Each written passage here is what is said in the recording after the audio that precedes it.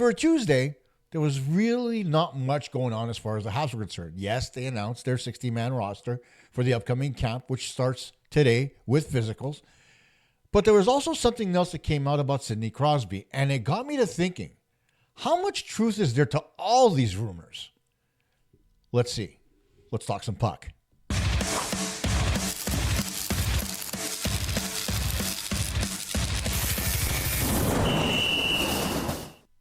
Hey gang, Costa here from Puck Talk Montreal, and I got to start thinking about this because the more that comes out, the less I believe, right? We know that everybody's been talking about Sidney Crosby possibly getting traded to Montreal in this offseason. Doesn't look like it's going to happen, but there were the comments about Crosby being flattered in Montreal, wanted him to come here, and you never know. And then Pat Brisson coming out and saying what he said to kind of fuel the flames a little bit.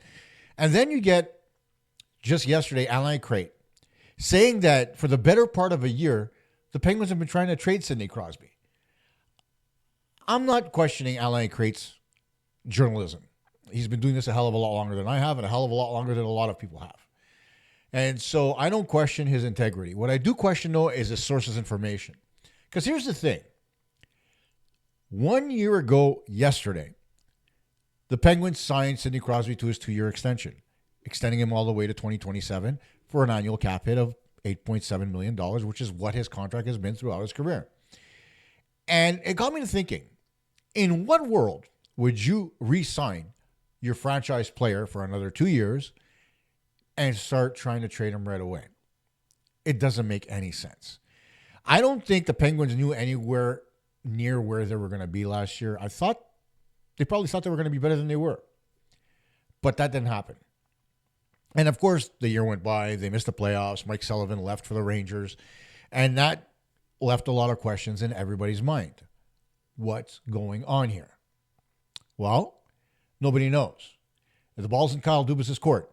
Will he start to add pieces to give Sidney Crosby some reason to stay in Pittsburgh? Or will he just stay there because he wants to? I think I'm a little tired of talking about the subject, but it just got me interested in thinking, how much of this is really real? I mean, we've talked about it from every angle, whether it's the Canadiens, whether it's the Avalanche, whether it's the Penguins. The list goes on and on of teams that would be interested in Sidney Crosby. I don't think there's a team out there that wouldn't be. You wouldn't be responsible if you weren't.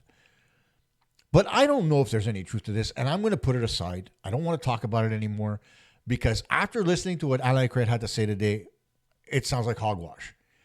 It sounds like just people trying to create stories where there's nothing. Because who in their right mind re-signs a guy for 2 years and then says, I'm going to trade him as he goes into the first year of that contract or even before that? The only time you do that is for a sign and trade. So I don't know how much truth there is to it. I really don't care. At this point, I'm going to look forward to the Canadian season and try to enjoy it as much as I can. One of the things, though, that I want to talk about as well was something that Sean Banks brought up in the comments of yesterday's show.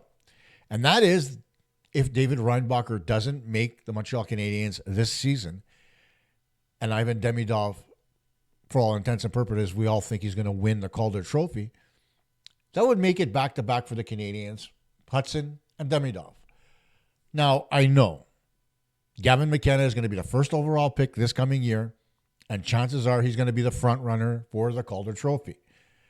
But what if the scenario arose where David Reinbacher comes into the league next year and dominates defensively? He goes to the AHL this year.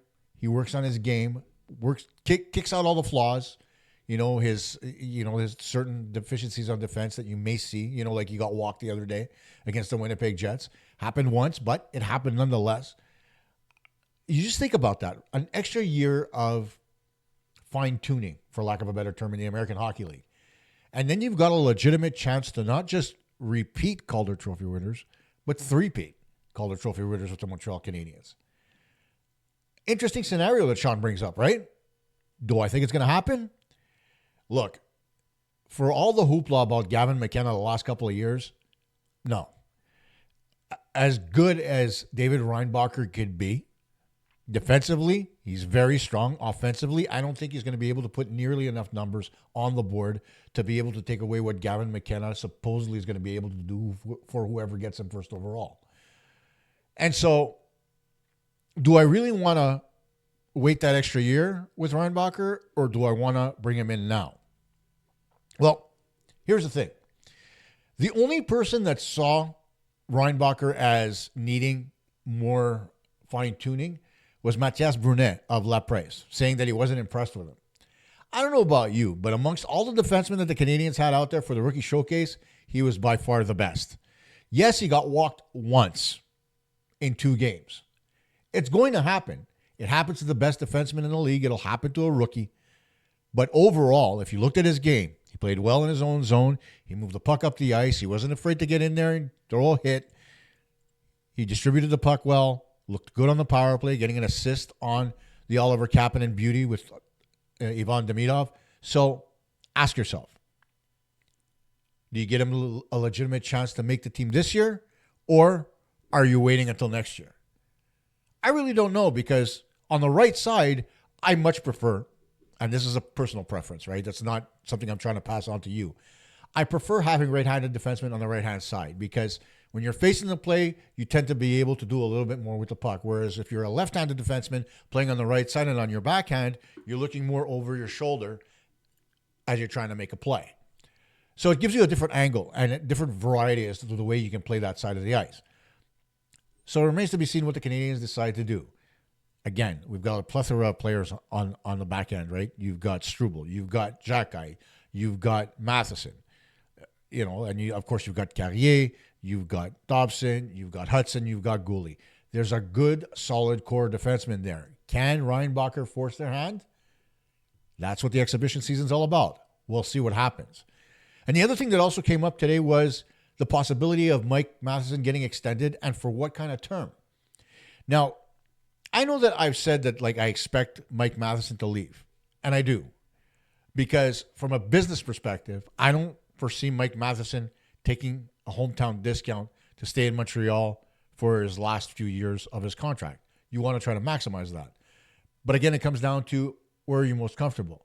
If Matheson's happy in his hometown and he doesn't mind re-signing at the same amount at 4.5 or maybe just a little bit less to be accommodating to the Canadiens, then I'd think about re-signing him for a couple more seasons. He'd be a great mentor to somebody like a Reinbacher, even Elaine Hudson. Despite the fact that Hudson already has that offensive acumen, Matheson's ability to play offense and defense as well would really help round out Hudson's game. He'd be a fine mentor to somebody like Noah Dobson as well, who has shown a propensity to be a little bit less efficient on the defensive side. Not that Mike Matheson is any type of defensive stalwart, but his experience in the National Hockey League is worth its weight in gold when it comes to your development of younger players. So do I really want to see him leave, or do I want to see him stay? Here's my dilemma.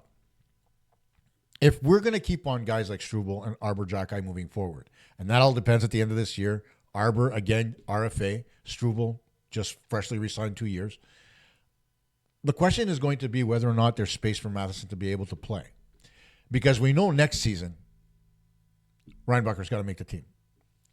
A full year in the American Hockey League, I can tell you right now, there's no way this kid's not going to be able to make the jump to the National Hockey League next season.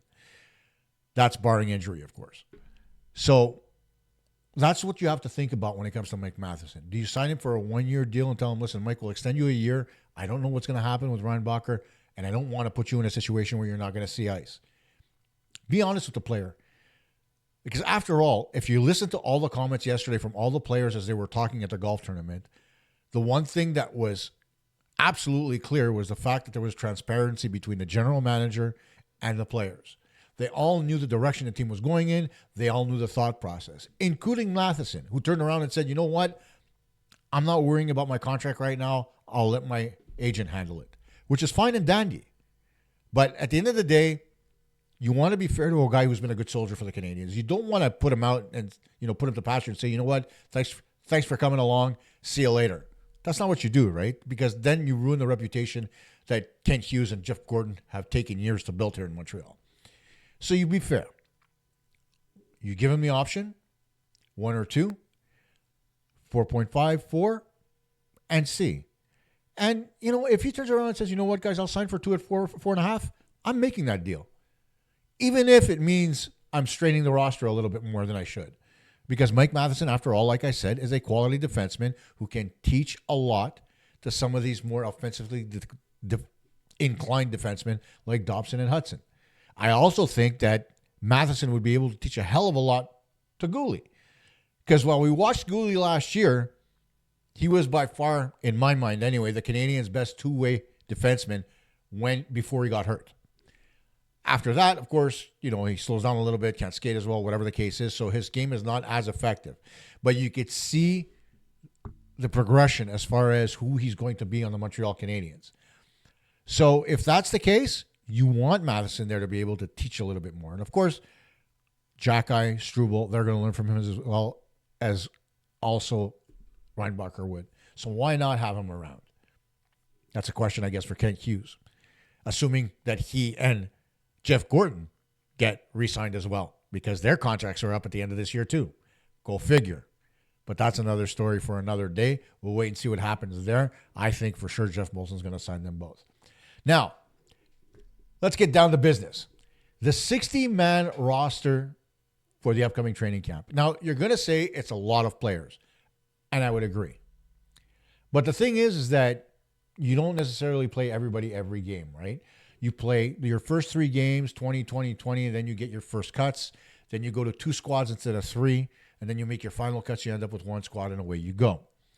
So if you take a look at the roster, and it's hard to see, you may have to zoom in a little bit closer than you like, but you look at some of the names there that are going to be obvious. You've got, on this particular sheet, you've got Anderson, Caulfield, Doc, Demidov, Evans, Gallagher, Kapanen, Laine, and you've got a bunch of young guys here as well. When you look at it up and down the list, I don't expect anybody like an Alex Belzil to make the team, but you've got Bolduc in there, Luca Candata, who is the captain of the Laval Rocket, Laurent Dauphin, who's a perennial AHLer and a good quality player that you can count on to be able to play at the American Hockey League level. Always great for young player development.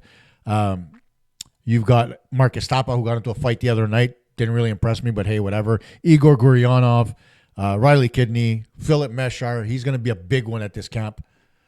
Then as you keep looking, at page number 2, you've also got Newhook, Joshua Ottawa. He's going to be the one that I'm really going to be looking at here because he needs to make an impression this camp. And we'll talk about that a little bit. You've got Slavkovsky, Suzuki, Tyler Thorpe. I want to see because he hasn't gotten the chance to play against, I would say, AHL competition. So it's going to be interesting to see how he looks against that competition in this camp. Joe Veleno, I'd like to see what he brings to the table a little bit more. And of course, who wouldn't want to see Florian Xhekaj light it up a little bit more as he did in the rookie camp? Then, of course, you've got our defense. Carrier, Delgado, who the Canadiens just signed over the summer. I expect him to start in the American Hockey League. Dobson, Eggstrom, Gouli, Hudson. Keep going with Matheson, Owen Protz, who really impressed at the rookie camp. Reinbacher, Struble, Arbor, Xhekaj. I mean, there's a lot of good names there, and there's also other names that are there that are going to be in the American Hockey League, like a Will Trudeau, like a Ryan O'Rourke. We'll see what happens. And at the end of the day, in gold, you've got 6, or is it 7? 7 goaltenders that are listed here, starting with Jacob Fowler, Jakub Dobeš, Capo Kakkonen, Sam Montembeault, Kevin Mandelis, who the Canadiens signed to a professional tryout. You've also got Hunter Jones, and Benjamin Goudreau. But as I said before, some of these guys that you're looking at, as far as this camp is concerned, to really try to take a step forward, you've got your Owen Beck, who, by all accounts, is going to be making a really hard push to make the Montreal Canadiens out of camp this year. You've got Zach Bolduc, who's expected to be on the Canadiens lineup. Sean Farrell, year after year, seems to want to get it, but because of his size, doesn't really get the looks that he should with the Canadiens. You take a look at Filip Mešár. Mešár, I know it's only I believe it's his second full camp with the Canadiens, but he's got to stay healthy and he's got to show what he can do. He played well in the rookie camp. Seeing how he plays against American Hockey League competition, that's going to be important. And I think the most important of the forwards, as far as his future with the Canadiens, is Joshua Roy. Now, we saw Joshua Roy on television recently working out with John Chamberg as far as, working out in the offseason. And here's the thing about that. It's not a question of Joshua Roy's abilities, right? We know he can play the game. We saw him in junior leading the Sherbrooke Phoenix in the Quebec Maritimes Junior Hockey League. Look at that. I actually got it right the first time around. And then, of course, there is, his play at the American Hockey League level. It's not necessarily his skill set. It's not his strength. The problem with Joshua Roy is right here. It's between the ears. And the reason I say that is this. As a player, the one thing you have to focus on more than anything else is not what everybody else is doing. It's what you're doing. Josh's problem is that he focuses too much on what's going on around him. But for a guy who's trying to crack the National Hockey League roster, the rest of it should all be white noise. He shouldn't care about Florian Xhekaj being 220 pounds. He shouldn't worry about the fact that they brought in Joe Veleno to play center. What he should worry about is his game on the ice and his ability to do that. But I've heard through certain people that Joshua Roy is having issues as far as his mental state is concerned and where he is as far as his game is. And I don't think he's got a problem with his game, to be fair. He's got the skill set, like I said. He proved when he played in the World Juniors that he could not only contribute on the offensive side of the puck, but he was good shorthanded as well. Do I see him a top six forward? No. But do I see him as a serviceable third or fourth line guy? Abso-freaking-lutely. So if he can show well in this camp, then maybe the Canadiens will try to move forward a little bit with him more. And maybe, just maybe, I won't say he will make the camp, he'll make the team right out of camp, but I will say he'll play a much more prominent role on the first two lines with the Rocket, and he'll be one of the first call-ups should there be an injury or a need for him to come up and play with the Canadiens. But that's all in Josh's court. Take a look at the roster. It's all online. You can find it, whether you look at on Google, the Canadiens website, the list is there. Tell me what you think of the roster. Is there somebody on this roster that you think, aside from Roy, aside from Beck, and the guys that are obviously going to make a hard push to make it on the main roster, is there somebody else that you think right out of this camp may very well make it onto the Canadiens roster? Keep in mind, the guys that are under contract with the Canadiens from last year, Josh Anderson, Brendan Gallagher, Jake Evans. There's a lot of guys that are already taking up real estate on the roster as forwards. Who do you think can be pushed out? Who do you think may very well be moved if one of these young guys forces the Canadiens' hand? It's an interesting dilemma, right? And it's a good one to have if you're the Canadiens. You also look at it defensively, right? From a defensive side of things, as we said, not a lot of space. The only guy that I think is going to push really hard to try to make it right out of camp this year is David Reinbacher. Will he or won't he? That's all on him. It remains to be seen. But at the end of the day, there's going to be internal competition for some of those roster spots, whether people like it or not. And it's going to be up to everybody on the Canadiens roster to put their best foot forward in this preseason to show what they can bring to the table. It's going to be an interesting ride. Tell me what you think. How much are you looking forward to these games? How much are you looking forward to these squads? Obviously, you're not going to get all your best players on one team, but they're going to be spread out like they were last year. What do you think is going to happen? Are you so anxious to see Laine Demidov play together?